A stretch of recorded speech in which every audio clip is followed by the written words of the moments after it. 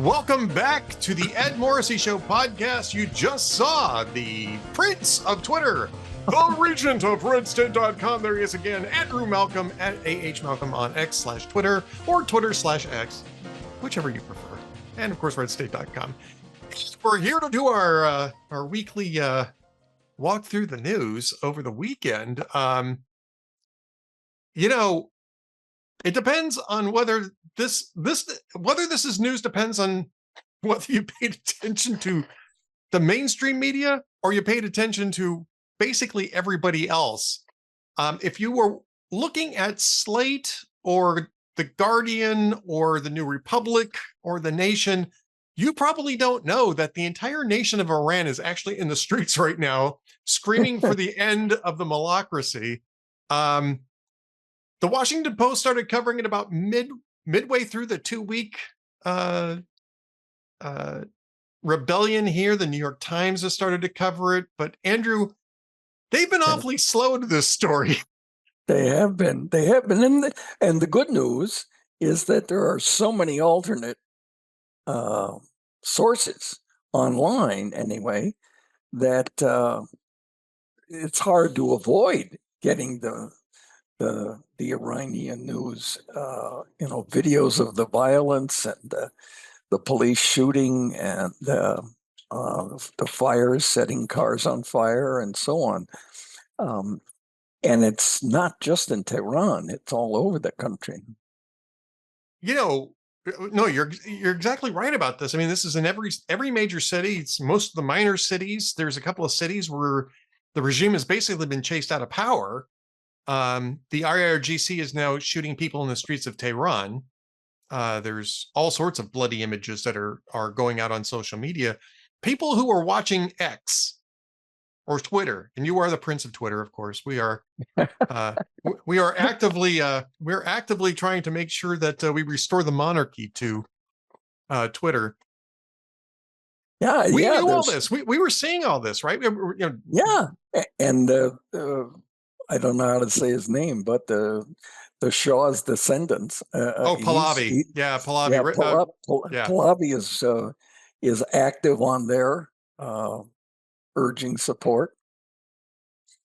Pahlavi's an interesting story too, because I've talked to people who are in different Iranian opposition groups. I primarily talked to the NCRI, which is very much anti-Pahlavi.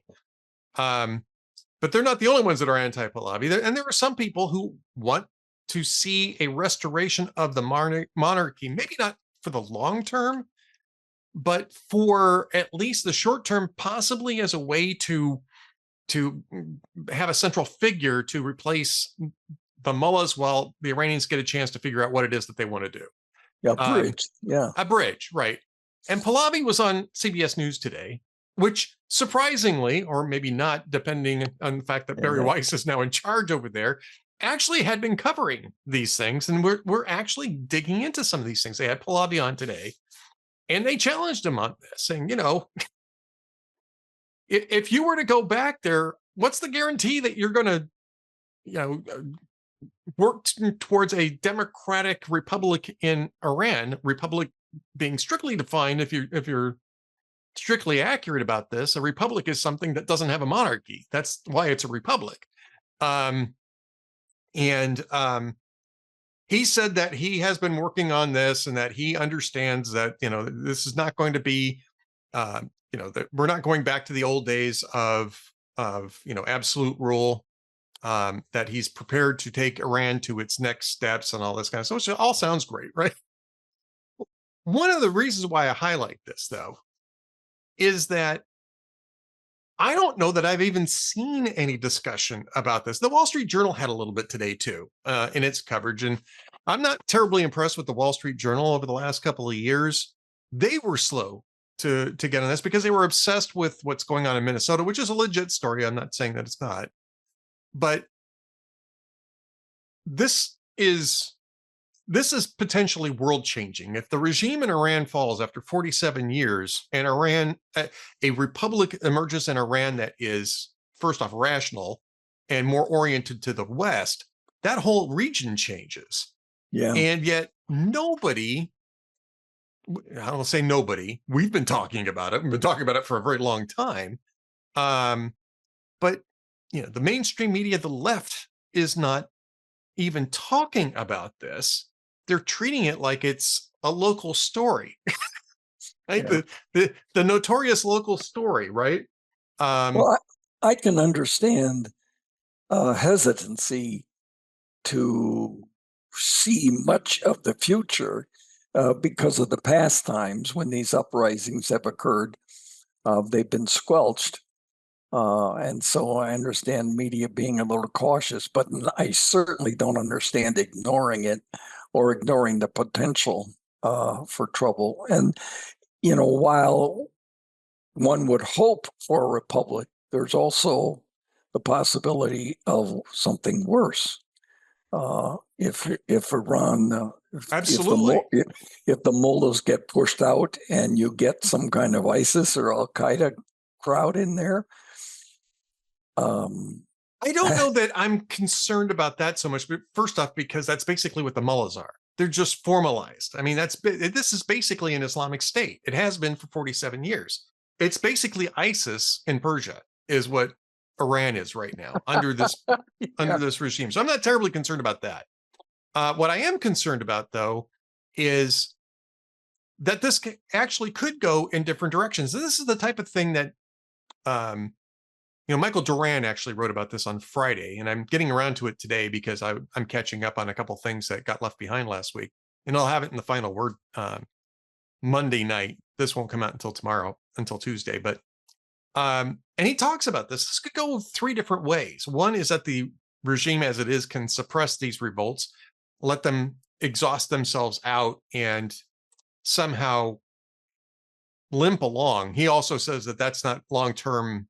That's not realistic long term because of the currency collapse. The merchant class has abandoned the malocracy, and it's just a matter of time now before it goes away. Option two is they collapse. Khamenei gets on the last plane out of Tehran with his family and $95 billion of Iranian assets. or gets on the first plane out. Yeah. It's on the first plane. Yeah. Yeah. He's not waiting around for the last plane. He's going to get on the first plane out. Good point, Andrew. But the in-between thing is, I think, the most worrisome, which is that Iran has basically been a military junta with a theocracy sitting on top of it, legitimizing it, right? And at some point, the IRGC might just decide that it's going to get rid of the theocracy, which is causing a lot of the popular discontent, and just become a military junta and then claim that this is reform, right? You can take off the Yeah. hijabs, men can shave, the women can go back to school, that sort of thing. We don't really care. We just want the oil, sort of thing. And then they become, I don't know, the Qataris, Saudi Arabia. Let's not have any mythologies about some of our allies in that region too, right?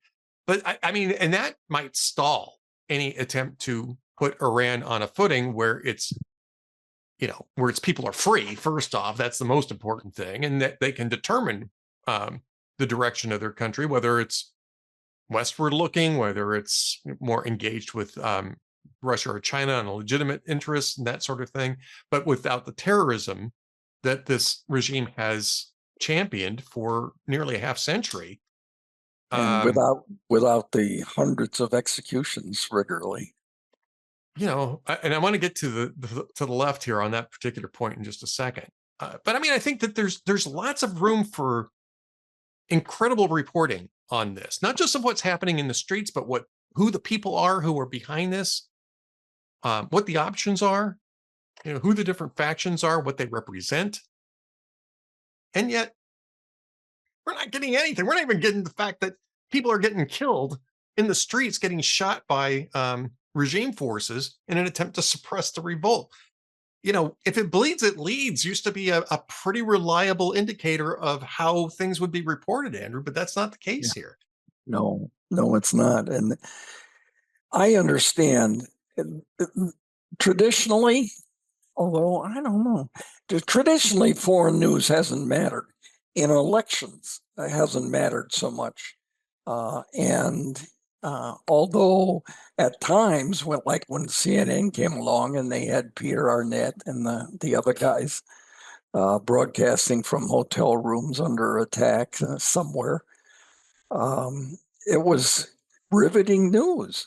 But uh, and let's be honest, foreign news is expensive, and it's also dangerous. Uh, uh, so remember in uh, in Ukraine, the Fox News crew got some of them got killed Yep. during the invasion. So it's um it's a troublesome thing, and it seems to have, in my mind, too low a priority. There are a few sources. I know our people don't like the New York Times much anymore, but the Times does. Uh, and full disclosure, I was part of it one day. Uh, the Times does make a real investment in foreign news It does, coverage, or at least it and, used to. Yeah. and uh, they did do some wonderful team stuff in which they're interviewing Russian soldiers in Ukraine by cell phone and commanders, and then talking with Russian families. It's really worth it. But by and large, you're absolutely right, as usual. It's sadly lacking in coverage, and the only way to get attention is if Trump says, I'm going to do something dramatic, and then the media will focus on it, which is too late. Well, and he is saying Yeah. that he wants to do something. I mean, he kind of drew a red line on Friday, saying if you start shooting people in the streets, we're going to react to you. Well, Well, they're they shooting are. people in the streets, and Yeah. we've yet to And see anything yet. the New York Times had a story this morning, Monday morning, that Trump was being briefed on options for actions there, in which you could get very serious or you could do symbolic things. Remember, uh, Obama threatened Syria's Bashar al-Assad if he used chemical weapons anymore. He drew a red line in the sand, and Assad did. And Obama did nothing. And Putin helped Obama out of that PR nightmare, strangely. But then Trump came in and he made the same vow, and Assad's planes did use chemical weapons on civilians. And the next day, boom, there were, I think, 59. I think one of them crashed, but 59 Tomahawks went in and obliterated a large part of the base where the raid launched from. Uh, and then, of course, he took out Soleimani later in his final closing days of his first term. So Trump isn't shy about taking some action. He said he's doing it. And now the Times said he's being briefed on options. I It's wouldn't be surprised if he did something. it's interesting too because of the source. Al Jazeera was the one that was reporting that the planning of military options is clearly, with the context of this, the planning of this has reached an advanced stage or advanced stages, is what Al Jazeera reported. Al Jazeera is funded by Qatar. And my guess is that the White House is tipping Qatar off to say, strange things may be afoot. Yeah. in the next few hours. I mean, that would make some sense to me. Now, And last week when the Russian oil tanker was fleeing towards Europe, the U.S. did move some forces to England, to bases in England, but they moved a lot more forces than they needed for one oil tanker. So I guess some went on to the Mideast. So there are some things in place, and I don't know what they are, and I wouldn't want to talk about them or report on it because that's just too dangerous for our volunteer military. Well, yeah, I mean, certainly that's an issue too. But I what I would also say is that I'm not necessarily sure, and Donald Trump has actually said this. I don't think anything that happens would involve boots on the ground. I think they're looking Oh, at no, no, yeah, long range strikes, right? But I do think that I do think that they are looking very closely at regime targets that will boost confidence on the streets without necessarily exposing the U.S. too much blowback. exactly. Arachi. What's interesting to me is also Arachi, the foreign minister, is saying, "Oh, we want to have talks now. We're ready to talk about our nuclear program." Um, and Trump said, "Hey, they're reaching out to us. We might have talks, or maybe we won't. I don't know yet." Yeah, Typical Trump. I want to get back to the left because I was writing about this and the post just went live. And this is in the Free Press. Again, this is Barry Weiss again. All right. Barry Weiss's publication, or I guess now it's David Ellison's, but Barry Weiss runs it still. Yasha Monk, who is and he describes himself in this essay as a man of the left, is asking, where is the left in reporting on this? And he has some thoughts on this. He talks about all the different places where it hasn't been covered, including The Nation, The New Republic, Jacobin, Slate, or even Dissent, in his words.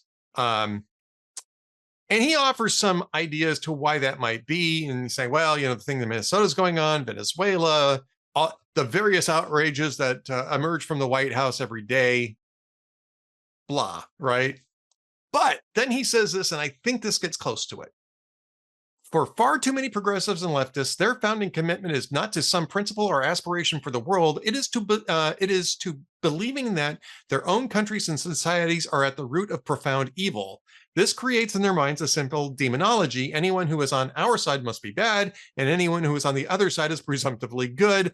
As Orwell said about some of the intellectuals of his day, their real, though unacknowledged motive appears to be hatred of Western democracy and admiration for totalitarianism. And honestly, I think that this is very close to what the actual truth is they don't want to report on Iran because to report on Iran would be to acknowledge that people who don't like Western civilization are themselves kind of evil, and even their own people are rejecting them. It tends to make the West look good in general, or better anyway. It tends to underscore the fact that all civilizations are not equal. And it also tends to undermine a very important ally in the deconstruction of Western civilization, which I think is the overarching aim of the left. They want to deconstruct Western civilization to reconstruct it in some other way that they prefer. And they are very much operating on the enemy of my enemy is my friend sort of basis. And I think that's what Monk is trying to get to in this essay at the Free Press. And I think he's largely right. I think it's actually worse than how he puts it. But I think he's on the right track with that. Have you written all this? No, I just pulled it out of my butt. I mean, No. I mean, yeah, no. I just wrote a post. It just went up about this, and okay. and so by the time this goes, I haven't had a chance to see it. So, it just went up. You would not have had a chance to see it. Yeah, that's the kind of stuff that we really need, and not just to push the mainstream media, but to supplement as an alternative. Yeah, I just think that there's this whole nihilistic impulse on the left to destroy Western civilization. It's the reason why they don't teach it anymore in academia. It's the reason why they, the Howard Zinn history is what's primarily taught now in schools. Is that they want to indoctrinate people into this sort of self-loathing, Western self-loathing.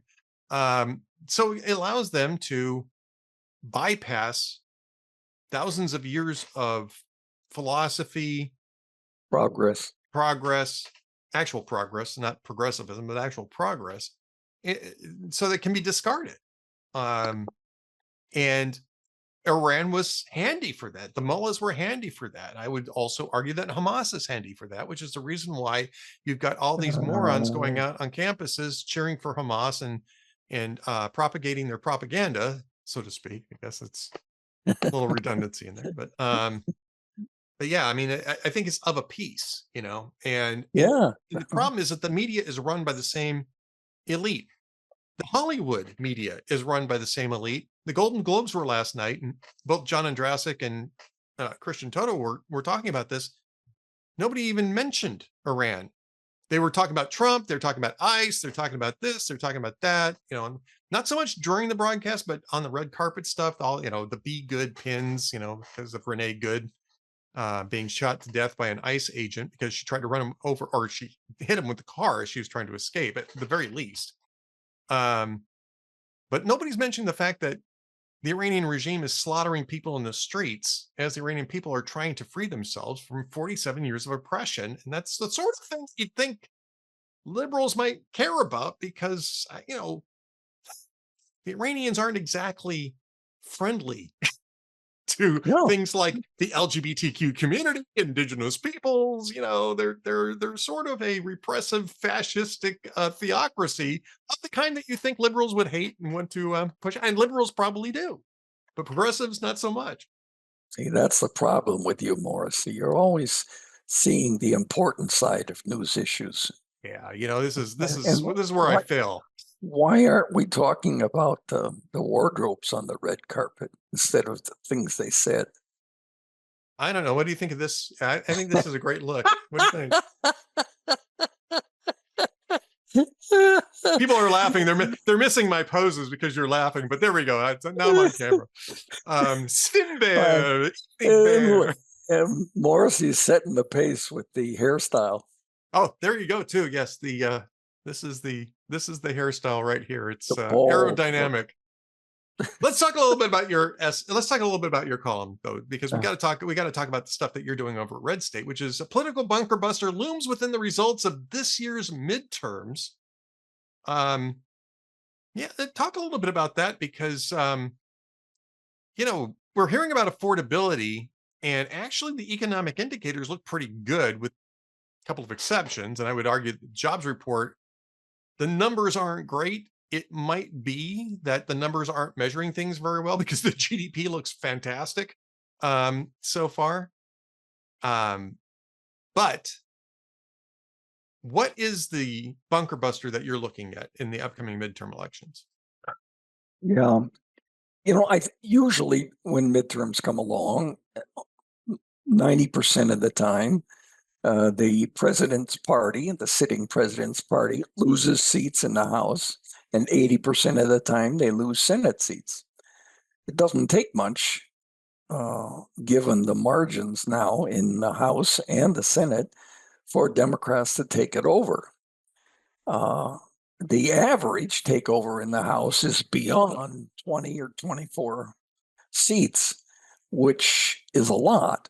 And if there was remember when, let's see, Obama in 2010, Obama lost a historic 63. It was the worst House loss in a midterm for a party since the 30s. So midterms are usually bad news for sitting presidents. Now, this time in the Senate, the setup of seats, and it's too complicated, I won't go into it, but the setup of seats has the large number of Republicans running for reelection or for a Republican seat from states that went for Trump. So you would think they were somewhat safer. But, you never know with these things. And Republicans have a very poor record of participating in midterms. And Trump's name is not on to get people going. Trump's name is not on, and it still gets Democrats going, but it doesn't Right. get Republicans going. So if there was a big swing, even without a big swing, I back up a second.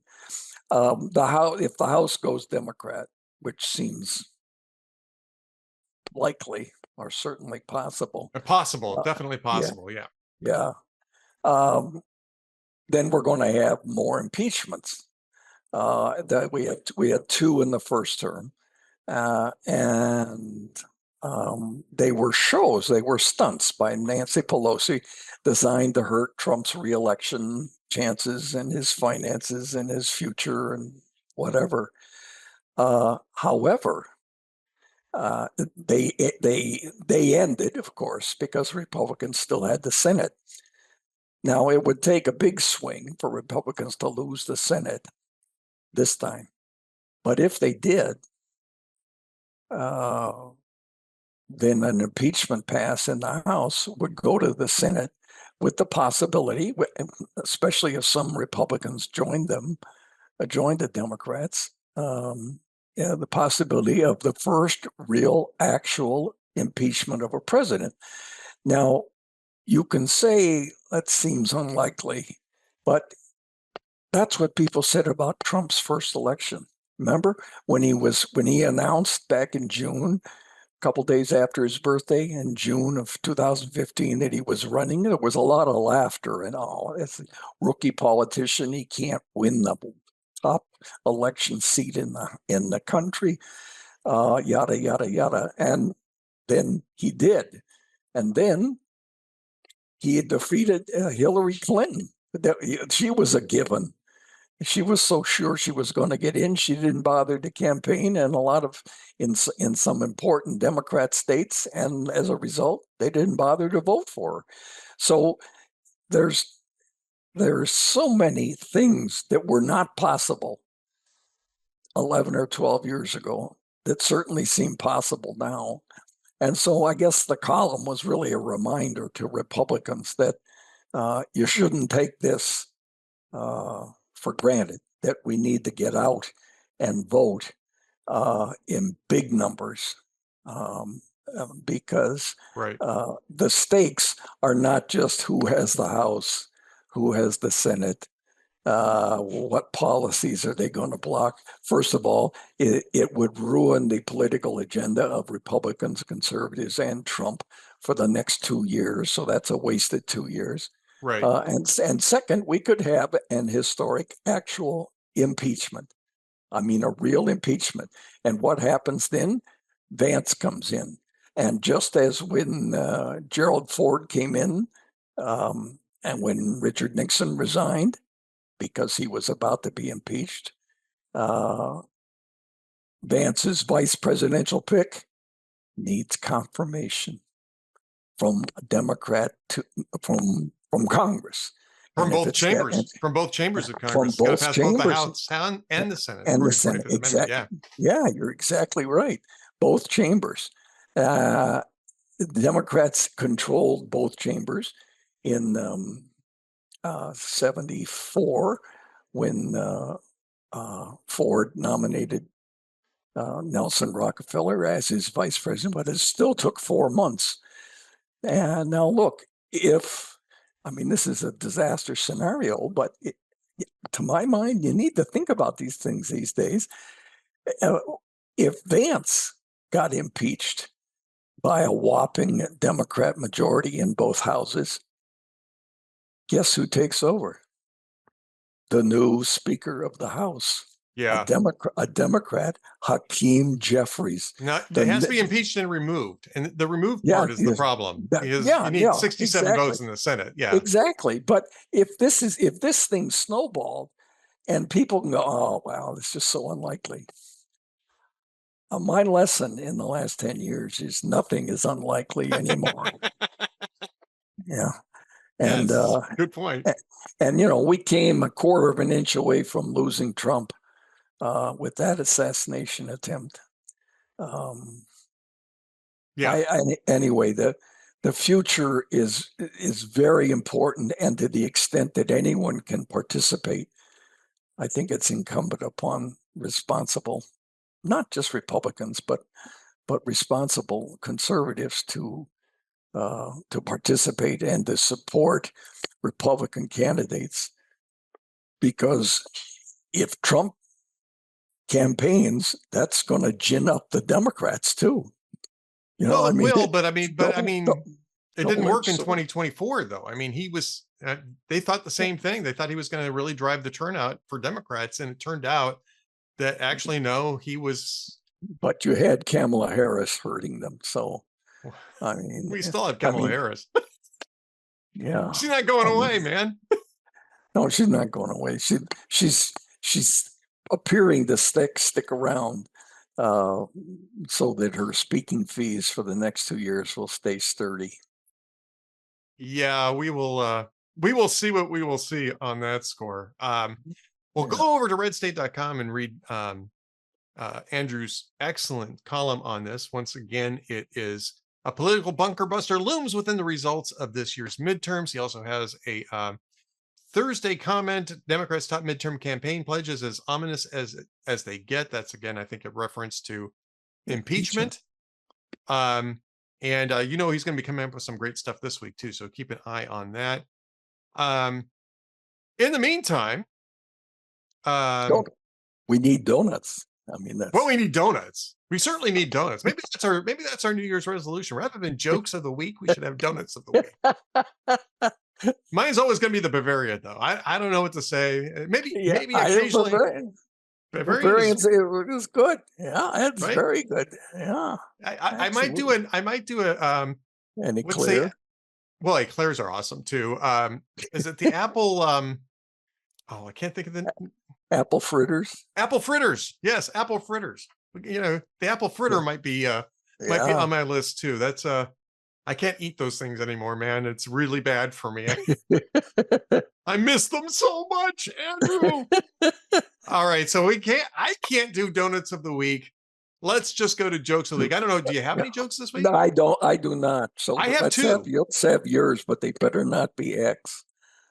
No, this is not. Neither one of these are X-rated this time. So go Good. figure. How about that? All right. I got two jokes, both from jokesoftheday.net. Love this site. It's a lot of fun. Go jokesoftheday.net is a lot of fun. First one is 5 rules for men. All right. 5 rules for men. Rule number 1, it's important to have a woman who helps at home, who cooks from time to time, cleans up, and has a job. Number 2, it's important to have a woman who can make you laugh. Number 3, it's important to have a woman who you can trust and who doesn't lie to you.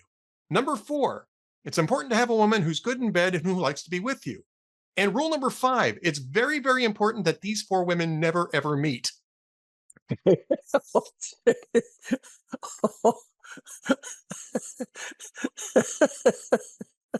All right. Okay. Second joke. Second joke. A mafia godfather finds out that his bookkeeper has cheated him out of $10 million. Now, his bookkeeper's deaf. They chose a deaf bookkeeper so he couldn't hear things that were going on. He couldn't testify to what he overheard, that sort of thing. So the godfather goes to confront the bookkeeper. He brings along his attorney who knows sign language. The godfather tells the lawyer, ask him where the $10 million are.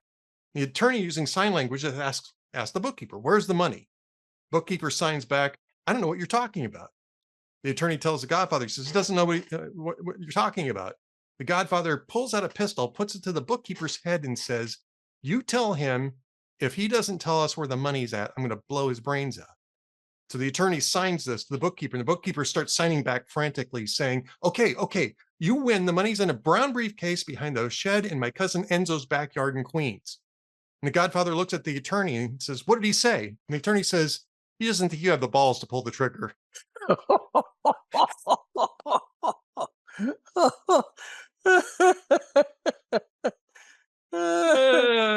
you go. Oh, hey-oh. Hey-oh. Yeah, don't trust lawyers. Never Yeah. trust a lawyer. Never trust a lawyer when your life is on the line. It's sort of like a thing from The Princess Bride. Never trust a Sicilian when your life is on the line. No, he meant attorneys. Well, we're off to a rollicking start for 2026, Andrew. Yeah, why not? Why not? Why We've not? got It's important. 51 more of these. 51 roughly. 51 Roughly. more of these, and they're all going to be fun. You should be here for the entire year. Here with Andrew Malcolm, the Prince of Twitter, the Regent of RedState.com, Andrew Malcolm at Malcolm on Twitter. I guess we'll do this again next week. We're going to do it next couple of weeks. We're going to record on Tuesdays, so the shows will drop on Wednesdays, but we're still going to be here doing it nonetheless. Okay, I'll be there.